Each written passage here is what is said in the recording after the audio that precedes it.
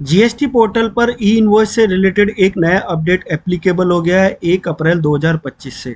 अगर आपका previous GST के अंदर टर्नओवर 10 करोड़ या ज़्यादा है, तो अब आपको जो इनवॉइस है ई इनवॉइस वो 30 डेज में जनरेट करनी होगी। इसको एक बहुत ही सिंपल एग्जांपल से समझ लेते हैं कि अगर इनवॉइस की डेट 1 अप्रैल 2025 है, तो मैक्सिमम ई इनवॉइस जो है 30 अप्रैल 2025 तक आपको जनरेट करने को मिलेगी। अगर उसके बाद में आप इस 1 अप्रैल इनवॉइस डेट वाली की ई इनवॉइस फॉर एग्जांपल 2 मई को करना चाहते हो, तो वो पॉसिबल नहीं होगा, सिस्टम उसको अलाउ नहीं करेगा।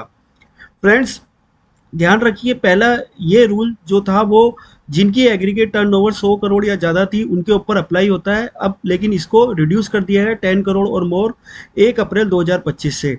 फ्रेंड्स, अगर हम इसको ऐसे समझे कि गुड्स के केस में तो हमको ई वे बिल जनरेट करना ही पड़ता है, तो वहाँ पर हम 30 दिन के बाद ई इनवॉइस जनरेट नहीं करते हैं, क्योंकि ई वे बिल के लिए इनवॉइस लगती है।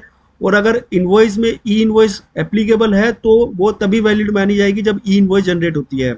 तो गुड्स से रिलेटेड मुझे नहीं लगता कि इतनी प्रॉब्लम आएगी, लेकिन हाँ, जहाँ बात सर्विसेज की होती है तो वहाँ पर बहुत बार कस्टमर की डिमांड पर जो है आपको बैकडेटेड इन ई इनवॉइस जनरेट करना होता है। तो अब इस रूल का आप ध्यान रखिए, अगर आपके 30 दिन के ग्रेस पीरियड से बाहर जा रहा है तो फिर आप ई इनवॉइस जनरेट नहीं कर सकते। अब उस केस में होगा क्या? उस केस में यही होगा कि आपकी इनवॉइस की जो डेट है आपको उसको चेंज करनी पड़ेगी। तो जैसे मैंने बोला कि गुड्स के केस में तो ई वे बिल इसको टेक केयर करता है, सर्विसेज के केस में ये आपको चेंज करनी हो सकती है। वीडियो अगर अच्छा लगा हो तो लाइक शेयर एंड सब्सक्राइब करें। टिल देन, जय हिंद, जय भारत, धन्यवाद।